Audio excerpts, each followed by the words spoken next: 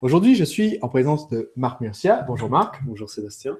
Marc est facilitateur et conseiller commercial au sein de Tout Change, mon entreprise. Et aujourd'hui, on a un débat important sur la thématique oser vendre et oser vous vendre aussi. Parce que dans cet épisode du podcast, on va un petit peu chacun défendre sa chapelle, puisque je vais parler de l'importance d'oser mettre en avant son histoire dans son marketing. Et le marketing, c'est le côté où vous allez communiquer avec une liste de prospects et de clients qui sont intéressés par ce que vous proposez, vos produits, vos services. Et Marc va aborder le côté oser se vendre et vendre, mais aussi en vente directe, c'est-à-dire en communication directe avec notre prospect, notre client, donc dans une conversation qui est plus individuelle. C'est ça. Alors que le marketing a tendance à être une communication qui peut être personnalisée. On peut très bien envoyer un email qui est différent à chaque personne sur notre liste d'abonnés. Cependant, même si c'est personnalisé, c'est quelque chose qui est automatisé. Donc, c'est un sujet particulièrement important, cette question d'oser se vendre, parce que quand on est entrepreneur, parler de notre produit et arriver jusqu'à conclure la vente, c'est ce qui met du pain sur la table. Complètement. Et c'est ce qui fait qu'on arrive à faire vivre l'entreprise, puis à la développer, puis à l'automatiser au plus possible pour en vivre. Et beaucoup d'entrepreneurs, j'ai conseillé plus de 3000 entrepreneurs avec mes produits et services, et je constate souvent que les entrepreneurs, quand ils démarrent une activité, ou même quand ils ont eu un certain niveau de succès, mais qu'ils veulent passer au niveau d'après, eh bien, ils n'osent pas ou ils n'osent plus se mettre en avant, se mettre en scène et mettre en scène leurs produits. Ils ont l'impression qu'ils ont déjà parlé 30 000 fois de leurs produits, donc pourquoi en parler une fois de plus? Et ils se rendent pas compte que si vous ne faites pas l'effort de le vendre, si vous ne faites pas l'effort d'en parler et d'être enthousiasmé par ce que vous avez à proposer, ça ne peut pas marcher. Et donc, c'est intéressant dans ce podcast parce qu'on est en complémentarité. Et je voudrais, Marc, que tu apportes cette importance justement de la vente. Et là, sur le côté vente directe. Oui, c'est important et du coup, ça montre que pendant des années, dans les entreprises, souvent le marketing et le côté commercial ont d'ailleurs été un peu opposés. Et même au niveau des hommes, les uns ne comprenaient pas trop le travail des autres. Et donc, ça a souvent été un peu opposé, alors qu'ici, on est vraiment dans un aspect où les deux sont très, très complémentaires. Et je dirais que l'un va grandement faciliter le travail de l'autre. C'est-à-dire que le marketing, aujourd'hui, si on applique les stratégies que tu enseignes, ça va grandement faciliter le travail du commercial derrière, de celui qui a le contact direct avec le client, parce qu'il aura plus à partir du début, quoi, c'est-à-dire quasiment de la descente d'annuaire, où il aura plus à aller faire du porte-à-porte. Il va finalement avoir plutôt le rôle du médecin, le médecin qui va accueillir ses patients en consultation, à qui il va poser le diagnostic, il va donner quelques conseils applicables de suite, comme un médecin peut nous donner des conseils d'alimentation ou autres à appliquer de sport ou à appliquer dans notre vie quotidienne, et il va prescrire le bon traitement finalement pour régler le problème, le problème qu'a actuellement la personne. Donc le commercial, grâce à ces stratégies marketing, a plutôt ce rôle de médecin, et ce qui facilite grandement les choses, qui facilite grandement la vente. Alors après, bien entendu, il faut s'adapter, mais vous devez de toute façon apprendre à vendre en direct, parce qu'autrement, vous perdez aujourd'hui dans des campagnes marketing. On peut estimer qu'il y a à peu près 4 à 6% de conversion sur des campagnes marketing. Mais qu'est-ce qu'on fait des 94% restants? Les gens qui ont regardé des vidéos, oui, ou qui se sont inscrits pour faire une webconférence, ou qui ont lu des articles et qui n'ont pas pris cette décision d'achat immédiatement. C'est ça. Donc, il y a différentes raisons pour lesquelles elles n'ont pas pris cette décision d'achat, qui peuvent être des raisons financières, qui peuvent être des raisons multiples et variées, mais ça peut être tout simplement une petite question.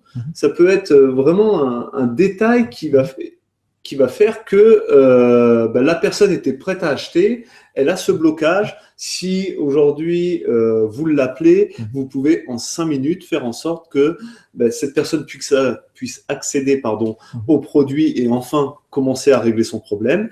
Et vous pouvez finaliser une vente de plus. Donc c'est ne pas vendre en direct. Aujourd'hui, c'est un manque à gagner énorme, c'est beaucoup d'opportunités en moins pour votre entreprise, et c'est des clients finalement qui n'auront pas la satisfaction d'avoir le et produit. voilà, que vous ne pouvez pas aider à 100% si vous ne les contactez Et d'un autre côté, avoir que la vente en direct et pas avoir un système marketing derrière, ça veut dire que vous êtes tout le temps en train de ramer à devoir faire toute l'éducation de quelqu'un qui a un prospect à froid pour le convaincre de l'intérêt de votre produit. Et donc, c'est pour ça que quand on parle de oser vendre et osez vous vendre ici, il s'agit d'apprendre, même si vous êtes solopreneur, c'est-à-dire même si vous êtes tout seul dans votre boîte, ça veut dire que vous allez avoir pendant un temps, jusqu'à ce que vous puissiez avoir une équipe, vous allez avoir 2 chapeaux. Donc, et quand vous vendez vos produits, c'est important de bien distinguer les deux et de dire, OK, là, je mets mon chapeau de marketeur et donc je vais m'adresser à plusieurs personnes, je vais envoyer un email à ma liste d'abonnés, je vais envoyer une newsletter, je vais faire une vidéo, je vais faire un podcast, je vais envoyer un contenu à plusieurs personnes à la fois, comment je présente mon produit. Et au moment où je fais ça avec ma casquette de marketeur, je me dis aussi, je dois créer des scènes ouvertes. Alors, si vous ne savez pas ce que c'est qu'une scène ouverte, je vous invite à réécouter notre précédent podcast sur lemarketeurfrançais.com où on parle de ce sujet, comment faire pour détecter les objections des clients. Une scène ouverte, donc c'est l'idée qu'on va créer dans notre message marketing une opportunité pour les gens de se signaler, d'échanger, de donner des commentaires. Alors, tous les commentaires ne se valent pas. On va pouvoir repérer donc les commentaires de gens qui posent des questions préliminaires à leur achat, par opposition aux commentaires de gens qui s'ennuyaient, qui ont regardé une vidéo sur Internet et qui ont laissé un commentaire. Et donc, en tant que marketing, donc je mets mon chapeau marketeur, je fais une campagne de marketing, j'essaye de vendre directement purement par email, par vidéo, sans qu'il y ait le contact direct, mais je crée quand même des perches qui vont faire que quelqu'un va pouvoir dire je suis intéressé, mais j'ai une dernière question, comme tu disais. Et là, qu'est-ce que je fais? Je mets mon chapeau de commercial. Et donc, ça veut dire que… Alors, nous, on préfère utiliser le terme facilitateur. C'est-à-dire celui qui va aider la vente à se conclure. Et donc, à ce moment-là, je peux aider cette personne précise à faire le dernier pas. C'est ça. Mais alors, comment est-ce que, si on n'ose pas aujourd'hui se vendre, comment est-ce qu'on fait pour acquérir la confiance qui fait qu'on va oser appeler ce client qui s'est signalé et qui avait une dernière question? Alors, acquérir la confiance, ça va se faire tout simplement. À un moment donné, il va falloir décrocher son téléphone et puis commencer à appeler les gens, non pas dans le but, parce que souvent, la confiance va venir du fait qu'on ne se sent pas prêt à vendre. On va se dire qu'on n'a pas les techniques de vente, qu'on ne connaît pas, on ne va pas oser défendre son prix, on va pas oser. Mais vous allez quand même oser aider la personne. D'accord. Donc, c'est un angle complètement différent dans la façon de voir la relation.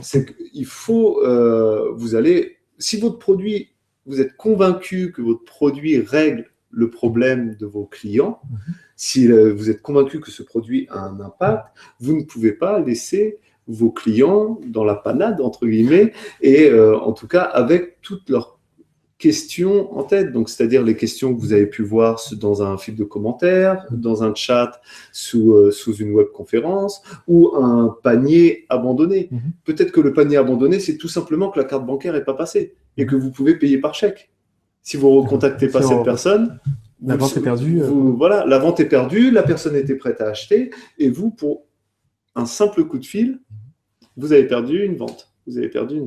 Et finalement, je pense que le premier pas, c'est déjà de se dire, j'appelle les gens pour les aider à bien régler leurs problèmes et à utiliser mon produit et au moins répondre à leurs questions. Alors, ce qui est intéressant là, c'est que ce qui fait qu'on va avoir la confiance de faire cette vente, c'est de se dire, je me remets dans l'état d'esprit où je vais aider le client.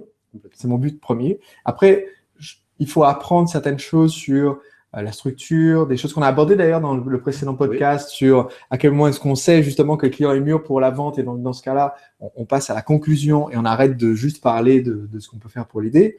Mais ce qui est intéressant, c'est que pour avoir la confiance de se vendre aussi sur le plan marketing, c'est-à-dire rédiger des mails, des vidéos, etc., le fait d'avoir eu cette casquette commerciale ou d'avoir eu quelqu'un dans votre équipe qui a cette casquette commerciale fait que vous allez avoir les informations sur le langage à utiliser, les problèmes ou les difficultés que rencontrent les personnes, les besoins qu'ils ont. Et c'est ça qui fait vivre le marketing, c'est ça qui fait que votre message marketing va être pertinent Et on n'est pas en train d'écrire un message texte en isolation d'un côté et de parler aux clients quand on les rencontre dans un café ou dans la rue ou au téléphone différemment de l'autre côté. Ça n'aurait pas de sens et ça ne vendrait pas.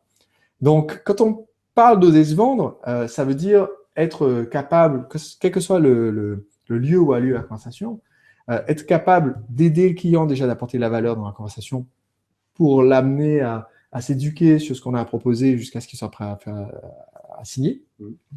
Mais aussi ensuite reproduire ce même schéma. Quand je parle de créer une machine à vendre, c'est en fait reproduire ce même schéma, mais de façon plus automatisée, donc avec une série d'emails ou une série de vidéos. Et c'est ce que j'enseigne dans ma formation La machine à vendre.